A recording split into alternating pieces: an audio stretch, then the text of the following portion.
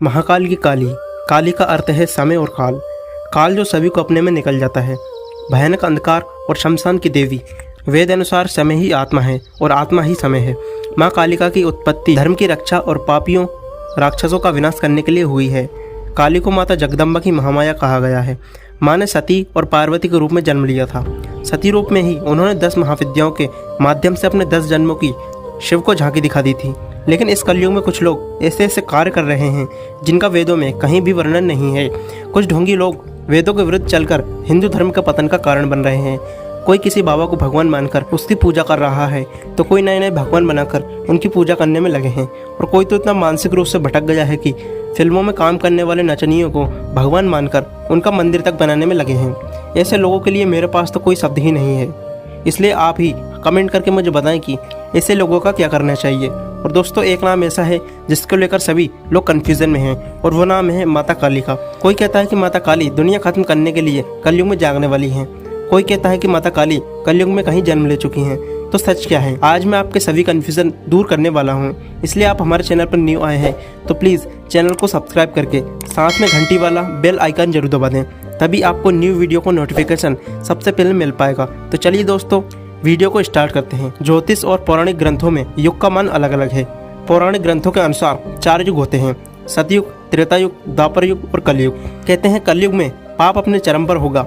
वर्तमान में कलिकाल अर्थात कलयुग चल रहा है। ग्रंथों में इस युग में क्या क्या होगा या घटेगा ये स्पष्ट लिखा गया है। यह भी है कि इस युग में जब कहीं भी प्रलय होगी तो सिर्फ हरि कीर्तन ही उस समय मनुष्य जाति को बचाएगा। तो दर्शकों, आइए मिलकर जानते हैं पुराणों में कलयुग का व्याख्यान और ये कि कलयुग में सावधान क्यों रहें। पुराणों में लिखा है कि जो व्यक्ति संगठन या समाजवेद विरुद्ध आचरण कर भारत की धार्मिक और संस्कृति एकता को खंडित करेगा, उसका आने वाले समय में समूल नाश हो जाएगा। पुराणकार मानते हैं कि जैसे जैसे कलयुग आगे बढ़ेगा वैसे वैसे भारत की गद्दी पर वेद विरोधी लोग का शासन होगा। ये ऐसे लोग होंगे जो जनता से झूठ बोलेंगे और अपने करतूतों द्वारा एक दूसरे की आलोचना करेंगे और जिनका कोई धर्म नहीं होगा। ये सभी विधर्मी होंगे।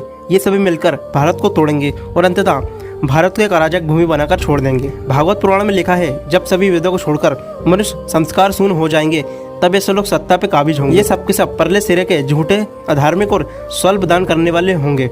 दूसरों की स्त्री और धन हथियार लेने में ये सदा उत्सुक रहेंगे। ना तो इन्हें बढ़ते देर लगेगी और ना ही घटते।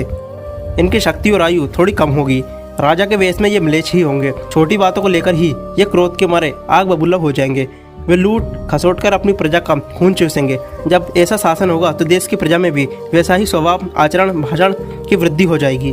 राजा लोग तो उनका शोषण करेंगे ही, आपस में वे भी एक दूसरे को उत्पीड़ित करेंगे और अंततः सबके सब नष्ट हो जाएंगे। मनुष्य का आचरण दुष्ट हो जाएगा और योगी भी दुष्ट चित्त वाले होंगे। संसार में परस्पर विरोध फैल जाएगा और विशेषकर राजाओं में चरित्रहीनता आ जाएगी।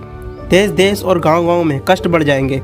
संतजन दुखी होंगे। अपने धर्म को छोड़कर लोग दूसरे धर्म का आश्रय लेंगे। देवताओं का देवत्व भी नष्ट हो जाएगा और उनका आशीर्वाद भी नहीं रहेगा।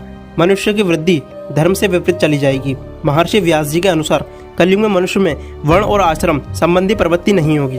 वेदों का पालन कोई नहीं करेगा। कलयुग में विवाह को धर्म नहीं माना जाएगा। शिष्य गुरु के अधीन रहेंगे। पुत्र भी अपने धर्म का पालन नहीं करेंगे। कोई किसी भी कुल में पैदा क्यों ना हुआ हो, जो बलवान होगा वही कलयुग में सबका स्वामी होगा। सभी वर्णों के लोग कन्या बेचकर निर्वाह करेंगे। कलयुग में जो भी किसी का वचन होगा वही शास्त्र माना जाएगा। कलयुग में थोड़े धन से मनुष्यों में बड़ा घमंड होगा। स्त्रियों को अपने केशों पर ही रूपपति होने का गर्व होगा। कलयुग में स्त्रियां धनहीन पति को त्याग देंगी। उस समय धनवान पुरुष ही स्त्रियों को स्वामी होगा। जो अधिक देगा उसे ही मनुष्य अपना स्वामी मानेंगे। उस समय लोग प्रवृत्ता के ही कारण संबंध रखेंगे। द्रव्य राशि घर बनाने में ही समाप्त हो जाएगी। इससे दान पुण्य के काम नहीं होंगे और बुद्धि धन के संग्रह में ही लगी रहेगी। सारा धन उपभोग में ही समाप्त हो जाएगा। कलयुग की स्त्रियां अपनी इच्छा के अनुसार आचरण करेंगी। हाव भाव विलास में ही उनका मन लगा रहेगा।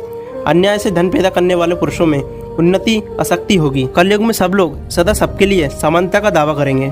दोस्तों, ऐसे लोगों का अंत करने के लिए माता काली कलयुग में आने वाली हैं और कलयुग का अंत करने वाली हैं। मैं आशा करता हूं कि हमारे द्वारा दी गई जानकारी आपको पसंद आई होगी। अगर हाँ तो हमें कमेंट करके जरूर बताएं।